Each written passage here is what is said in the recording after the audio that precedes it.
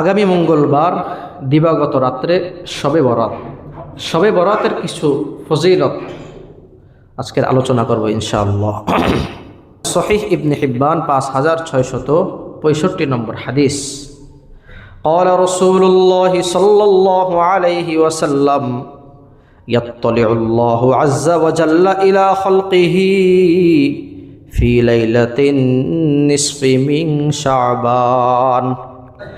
নবীজি সাল্লাল্লাহু আলাইহি ওয়াসাল্লাম বলেন, শাবান মাসের অর্ধ রজনীতে আল্লাহ পাক রব্বুল আলামিন তার উম্মতের প্রতি আল্লাহ তাআলা সেই রাত্রে তার উম্মতের প্রতি রহমতের দৃষ্টি দিতে থাকেন। শাবান মাসের অর্ধ রজনী অর্থাৎ শবে বরাতের রাত্রে, শবে বরাতে আল্লাহ তাআলা তার বান্দাদের উপর বিশেষ রহমতের দৃষ্টি দিতে থাকেন। ফায়াগফিরু লিজামিই খালকিহি ইল্লা লিমুশরিকিন আও মুশাহিন। নবীজি বলেন, দুনিয়ার মধ্যে দুই শ্রেণীর মানুষ ব্যতীত, দুই শ্রেণী, এক নম্বর হলো মুশরিক, যারা আল্লাহ তাআলার সাথে শিরিক করে, এই শ্রেণী, এবং দুই নম্বর শ্রেণী হলো যারা মানুষের মধ্যে একে অপরের সাথে বিদ্বেষ পোষণ করে। নবীজি বলেন, এই দুই শ্রেণীর মানুষ ব্যতীত শবে বরাতে আল্লাহ পাক রব্বুল আলামিন তার সমস্ত বান্দাদের উপর সাধারণ ক্ষমার ঘোষণা করেছেন। আল্লাহ তাআলা সমস্ত বান্দাদেরকে সাধারণ ক্ষমার ঘোষণা করেছেন। আল্লাহ তাআলার কাছে ক্ষমা চাইতে দেরি, আল্লাহ তাআলা মাফ করতে দেরি হবে না। নবীজি বলেন, শবে বরাতের বিশেষ ফজিলত হলো আল্লাহ তাআলা বান্দাদের উপর রহমতের দৃষ্টি দিয়ে তাকায় থাকেন। কখন কোন বান্দা আল্লাহ তাআলার কাছে দুই হাত উঠায়া আল্লাহ তাআলার কাছে ক্ষমা প্রার্থনা করবে, আল্লাহ তাআলার কাছে যখন ক্ষমা প্রার্থনা করবে, আল্লাহ তাআলা সাথে সাথে ওই বান্দার সমস্ত গুনাহ মাফ করে দিবেন। শবে বরাতের বিশেষ ফজিলত ওই রাত্রে বেশি বেশি আল্লাহ তাআলার কাছে ক্ষমা প্রার্থনা করা। আল্লাহ তাআলা বান্দাদের দিকে তাকায় থাকেন, বান্দা কখন আমার কাছে ক্ষমা প্রার্থনা করবে। মেরে মুহতারাম ভাইও, আমরা মানুষ এত বড় অলস, এত বড় কৃপণ, শবে বরাতে আল্লাহ তাআলার দরবারে একটু ইবাদত করতে পারি না। এখন শবে বরাত হয়ে গেছে আমাদের কাছে আড্ডার রাত্র, আনন্দ ফুর্তির রাত। শবে বরাত আমাদের কাছে একটা খেল তামাশার রাত হয়ে গেছে। অথচ শবে বরাতে আল্লাহ তাআলা বান্দার দিকে, বান্দাদের দিকে রহমতের দৃষ্টি দিয়ে তাকায় থাকেন। বান্দা কখন ক্ষমা প্রার্থনা করবে। এলাকার মধ্যে দেখা যায় শবে বরাতে দলে দলে মানুষ কবর জিয়ারত করতে যায়, শবে বরাতে দলে দলে মানুষ ইবাদত করতে যায়। অথচ নবীজি সাল্লাল্লাহু আলাইহি ওয়াসাল্লামের কোনো হাদিসের মধ্যে পাওয়া যাবে না শবে বরাতে দলে দলে নবীজি ইবাদত করেছেন।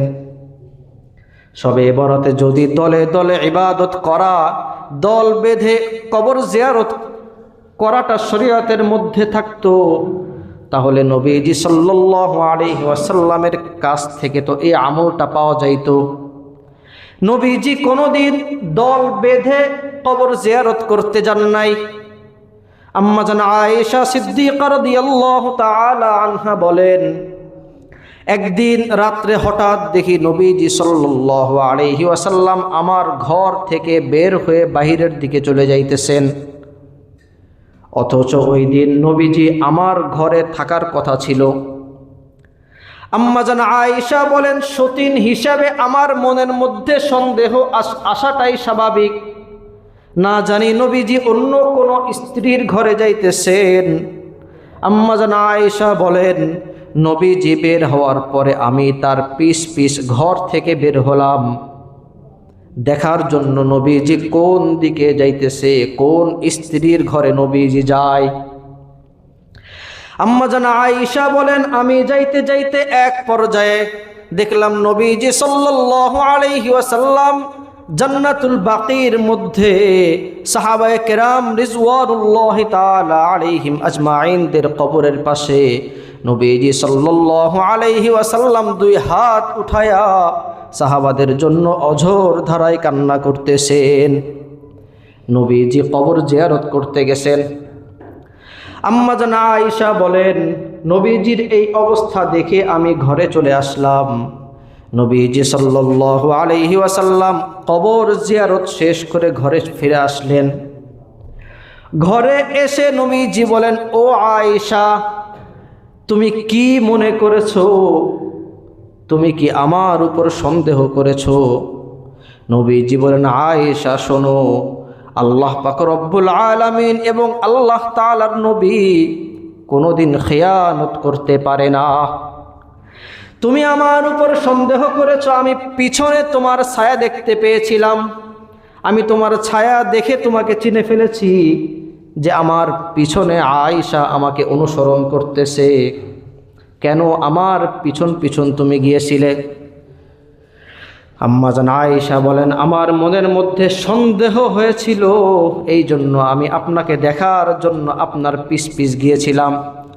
নবীজি বলেন, ও আয়েশা, তুমি কি জানো না এই রাত এমন একটা রাত, এই রাতকে বলা হয় হাদিহি লাইলাতুন নিসফি মিন শাবান। এই রাত হলো শাবান মাসের অর্ধ রজনী, অর্থাৎ এই রাত হলো শবে বরাত। এই রাত হলো শবে বরাতের রাত। এই রাত্রে আল্লাহ পাক রব্বুল আলামিন তার সমস্ত বান্দাদের উপর সাধারণ ক্ষমার ঘোষণা করেছেন। এই জন্য আমি এই শবে বরাতে চুপি চুপি কবর জিয়ারত করতে গিয়েছিলাম। মেরে মুহতারাম ভাইও, বলতেছিলাম দল বেঁধে কবর জিয়ারত করা কোনো হাদিসের মধ্যে পাবেন না। নবীজি সাল্লাল্লাহু আলাইহি ওয়াসাল্লাম কবর জিয়ারত করেছেন, কিন্তু চুপি চুপি কবর জিয়ারত করেছেন, একা একই কবর জিয়ারত করতে গিয়েছেন। এখন তো দেখা যায় আমাদের দেশে মাজারের মধ্যে লাইন পড়ে যায় মাজার জিয়ারত করার জন্য, অথচ নবীজি একা একই কবর জিয়ারত করতে গিয়েছেন। এই রাত্রে আল্লাহ তাআলা বান্দার দিকে বিশেষ রহমতের দৃষ্টি দিয়ে তাকায়া থাকেন। আর বান্দা কি করে? বান্দা রহমতের দৃষ্টি নিতে চায় না। বান্দা রহমতের দৃষ্টি নিতে চায় না। বান্দা দল বেঁধে আড্ডা দিতে দিতে কবর জিয়ারত করতে যায়, দল বেঁধে আড্ডা দিতে দিতে মসজিদের দিকে আসে। আল্লাহ তাআলা বান্দার দিকে রহমতের দৃষ্টি দেন, আর বান্দা চিন্তা করে আমার রহমতের দৃষ্টি মনে হয় দরকার নাই। বান্দা মনে হয় এমন চিন্তা করে। এই জন্য বান্দা শবে বরাতে বন্ধু বান্ধব আড্ডা দিতে দিতে কবর জিয়ারত করতে যায়, আড্ডা দিতে দিতে মসজিদের দিকে আসে। মেরে মুহতারাম ভাইও, শবে বরাতে একা একই চুপি চুপি গোপনে ইবাদত করতে হবে। আমার আপনার যদি প্রয়োজন হয়, শবে বরাতে আমি একা একই গোরস্থানে যাব, চুপি চুপি গোরস্থানে যাব। দল বেঁধে গোরস্থানে যাওয়ার কোনো হাদিস পাওয়া যায় না। শবে বরাতের আরেকটা ফজিলত, আম্মা জান আয়েশা সিদ্দিকা রাদিয়াল্লাহু তাআলা আনহা বলেন, ইমাম বাইহাকি শুআবুল ঈমানের 3 নম্বর খণ্ড 140 নম্বর পৃষ্ঠায় এই হাদিসটা আনেন। আম্মা জান আয়েশা সিদ্দিকা রাদিয়াল্লাহু তাআলা আনহা বলেন, হঠাৎ একদিন রাত্রে দেখি নবীজি সাল্লাল্লাহু আলাইহি ওয়াসাল্লাম নামাজ পড়তেছেন। নামাজ পড়তে পড়তে নবীজির এমন অবস্থা হয়, নবীজি সিজদায় চলে গেলেন। সিজদায় চলে গেলেন।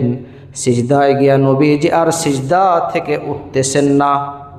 আম্মা জান আয়েশা বলেন, আমার মনের মধ্যে সন্দেহ হলো, মনে হয় নবীজি সাল্লাল্লাহু আলাইহি ওয়াসাল্লামের ইন্তেকাল হয়ে গিয়েছে।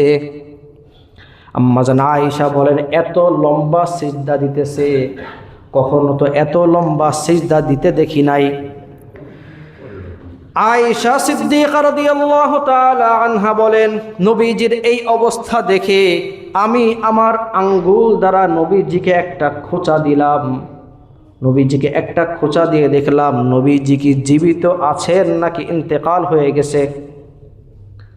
আম্মা জান আয়েশা বলেন, খোঁচা দেওয়ার পরে দেখি নবীজি সাল্লাল্লাহু আলাইহি ওয়াসাল্লাম হালকা একটু নড়ে চড়ে বসলেন, হালকা একটু নাড়া দিলেন। সিজদা শেষ করে, নামাজ শেষ করে নবীজি সাল্লাল্লাহু আলাইহি ওয়াসাল্লাম বলেন, ও আয়েশা, তুমি কি মনে করেছো আমাকে?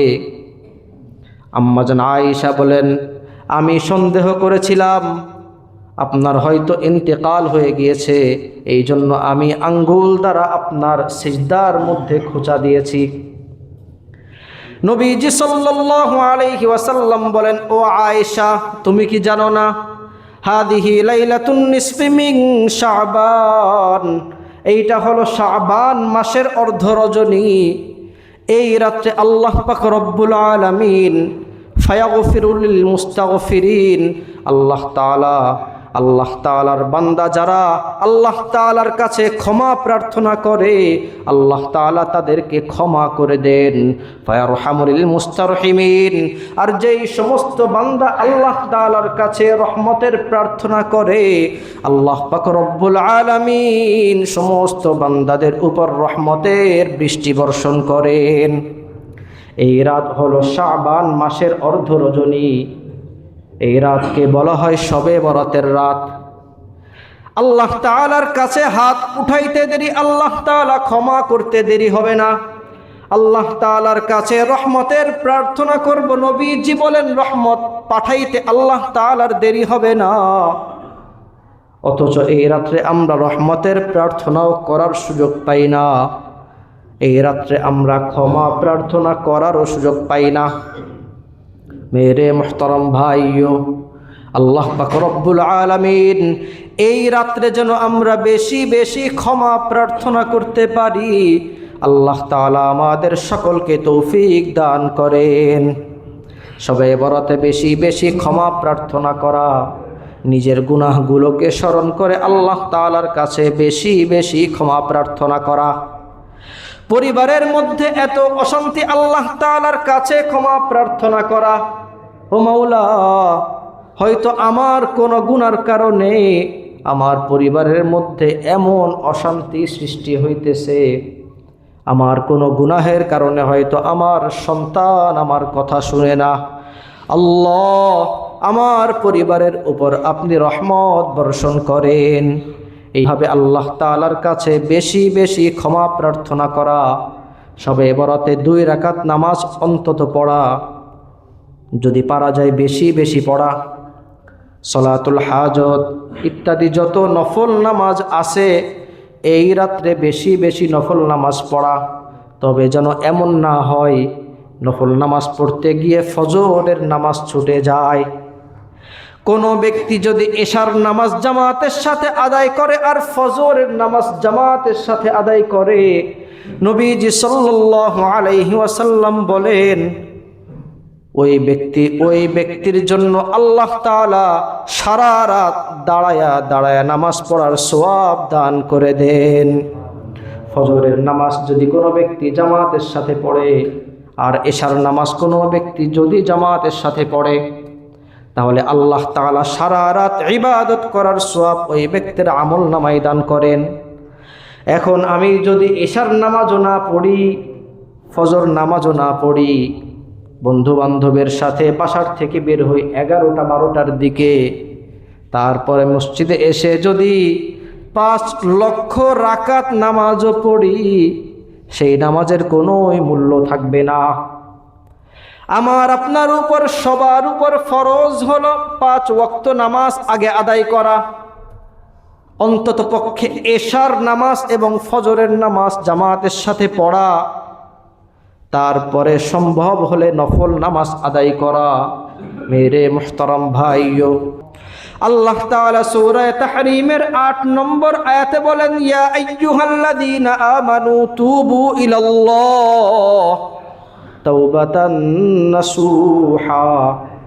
ও ঈমানদার সম্প্রদায়, তোমাদের যদি কখনো গুনাহ হয়ে যায়, তারপরে তোমরা সবাই তাওবায়ে নাসুহা তথা খাঁটি তওবা করতে থাকো। মানুষের ভুল হয়ে যেতে পারে। আল্লাহ তাআলা বলেন, ভুল যদি হয়ে যায় খাঁটি তওবা করে নাও। খাঁটি তওবা করলে কি ফায়দা? আল্লাহ তাআলা বলেন, আসা রাব্বুকুম আন ইউকাফফিরা আনকুম সাইয়্যাতিকুম। আশা করা যায় আল্লাহ পাক রব্বুল আলামিন তোমাদের জীবনের সমস্ত গুনাহগুলি ক্ষমা করে দিবেন।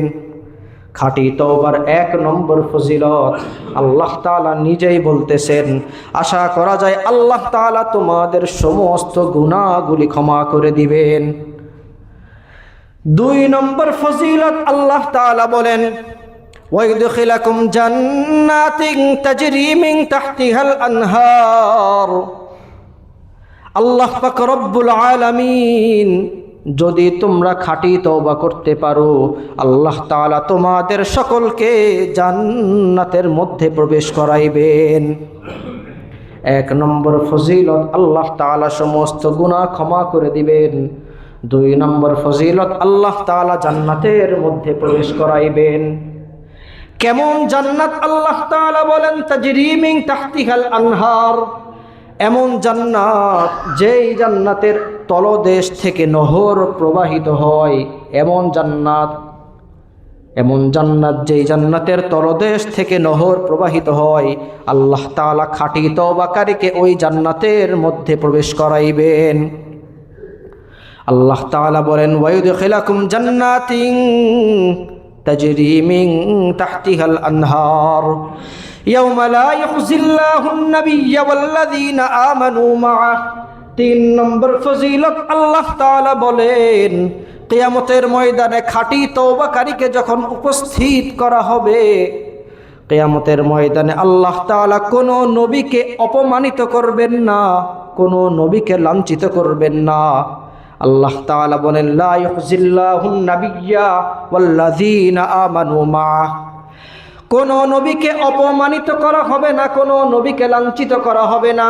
এমনকি ওই নবীদের উপর যেই সমস্ত বান্দারা ঈমান আনছিল, ওই সমস্ত বান্দাদেরকেও অপমানিত করা হবে না। তাহলে 3 নম্বর ফজিলত খাঁটি তওবাকারীর। আল্লাহ তাআলা বলেন, নবীকেও অপমানিত করা হবে না, নবীর উপর যারা ঈমান এনেছিল তাদেরকেও অপমানিত করা হবে না। নূরুহুম ইয়াসআ বাইনা আইদিহিম ওয়া বিআইমানিহিম। 4 নম্বর ফজিলত আল্লাহ তাআলা বলেন, ওই সমস্ত বান্দারা হাঁটতে থাকবে, ওই বান্দাদের চতুর্পাশে আল্লাহ তাআলার নূর তাদের চতুর্পাশ থেকে ওই বান্দাদেরকে ঘেরাও করে রাখবে। বান্দারা হাঁটবে, নূর চতুর্পাশ থেকে থাকবে, নূরের মাঝখান দিয়ে ওই সমস্ত বান্দারা হাঁটতে থাকবে আর জান্নাতের দিকে যাইতে থাকবে। নূরুহুম ইয়াসআ বাইনা আইদিহিম ওয়া বিআইমানিহিম। তখন ওই সময় তারা বলবে, ইয়াকুলুনা রব্বানা আতমিম লানা নূরানা ওয়াগফির লানা ইন্নাকা আলা কুল্লি শাইইন কাদির। তখন ওই সমস্ত বান্দারা বলবে, ও আল্লাহ, ও আমার প্রতিপালক, রব্বানা আতমিম লানা নূরানা ওয়াগফির লানা। আপনি যেই সমস্ত নূর দিয়ে আমাদেরকে বেষ্টনী করে রেখেছেন, এই সমস্ত নূরের মধ্যে আরো বেশির থেকে বেশি নূর দান করেন। কারণ কি? ওই বান্দারা বলবে, ওয়াগফির লানা, আল্লাহ, দুনিয়ার মধ্যে আমি ওই সমস্ত গুনাহ করেছিলাম, ওই গুনাহগুলো যদি না করতাম তাহলে এখন আমার চতুর্পাশে আরো বেশি নূর দেখতে পাইতাম। আল্লাহ, আমাদের ওই সমস্ত গুনাহগুলিকে ক্ষমা করে দেন, যেন আমাদের চতুর্পাশে আরো বেশি নূর দ্বারা আমরা আবৃত হয়ে যেতে পারি, আমাদের চতুর্পাশে যেন আরো বেশি নূর হয়ে যায়। বান্দা ওই সময় আফসোস করবে, ইস, ওই গুনাহটা যদি না করে আসতাম তাহলে মনে হয় আরো বেশি নূর আমাদের চতুর্পাশে থাকতো। ইন্নাকা আলা কুল্লি শাইইন কাদির। বান্দা বলবে, ও আল্লাহ, আপনি দয়া করে আমাদেরকে ক্ষমা করে দেন, আপনি তো সমস্ত বিষয়ের উপরে পরিপূর্ণ ক্ষমতাবান। আল্লাহ তাআলা বলেন খাঁটি তওবা করতে হবে, খাঁটি তওবা করতে হবে। এই শবে বরাত সামনে আসতেছে, আগামী মঙ্গলবার দিবাগত রাত্রে শবে বরাত। আমরা সকলে যেন খাঁটি তওবা করতে পারি, বেশি বেশি ইস্তেগফার করতে পারি। আল্লাহ তাআলা আমাদের সকলকে তৌফিক দান করেন। তাহলে এই শবে বরাতে আল্লাহ তাআলা বলেন খাঁটি তওবা করলে বান্দার কত ফজিলত। খাঁটি তওবা করলে আল্লাহ গুনাহ ক্ষমা করে দেন, জান্নাতের মধ্যে প্রবেশ করাইবেন, নবীদের সাথে আল্লাহ তাআলা উঠাইবেন, নবীদেরকে আল্লাহ অপমানিত করবেন না। এই বান্দাদেরকেও আল্লাহ তাআলা গুনাহগুলোকে সবার সামনে দেখায়া দিয়ে আল্লাহ তাআলা অপমানিত করবেন না। তখন বান্দারা হাঁটতে থাকবে, বান্দাদের চতুর্পাশে নূর ঘুরতে থাকবে। সুবহানাল্লাহ। মুহতারাম হাজিরিন, শাবান মাসের ফজিলত শুনছে আজকে, আর শবে বরাতের ফজিলত। শাবান মাসে নবীজি সাল্লাল্লাহু আলাইহি ওয়াসাল্লাম বেশি বেশি রোজা রাখতেন, আর শবে বরাতে বেশি বেশি তওবা ইস্তেগফার করতেন, বেশি বেশি নবীজি নামাজ পড়তেন, কবর জিয়ারত করতেন। তবে কবর জিয়ারত করাটা দলবদ্ধভাবে যাওয়াটা শরীয়তে পাওয়া যায় না। একা একই কবর জিয়ারত করতে যাওয়া যেতে পারে, নামাজ পড়তে হলে একা একই নামাজ মসজিদে আসা যেতে পারে। দলবদ্ধভাবে 7 জন 8 জন 10 জন আনন্দ করতে করতে আসতেছি, এইরকম যেন না হয়। শবে বরাতে সবাই চেষ্টা করবা আমার বিগত জীবনের সমস্ত গুনাহ আজকের এই রাত্রেই আমি আল্লাহ তাআলার কাছে মাফ করায় নিব। এইভাবে আল্লাহ তাআলার কাছে ক্ষমা প্রার্থনা করা, আল্লাহ তাআলার কাছে তওবা করা। আল্লাহ পাক রব্বুল আলামিন আমাদের সকলকে খাঁটি তওবা করার তৌফিক দান করেন। আল্লাহ তাআলা আমাদের সকলকে, আমাদের পরিবার পরিজন সকলকে খাঁটি তওবা করার, দোয়া ইস্তেগফার করার, শবে বরাতে বেশি বেশি ইবাদত করার তৌফিক দান করেন। শাবান মাসে রোজা রাখার তৌফিক দান করেন। আল্লাহ তাআলা আমাদেরকে রমাজানুল মুবারক পাওয়ার জন্য তৌফিক দান করেন। আমিন। ওয়া আখির দাওয়ানা আলহামদুলিল্লাহি রাব্বিল আলামিন। ক্বাবলাল জুমার 4 রাকাত সুন্নাত যারা আদায় করেন আদায় করেন।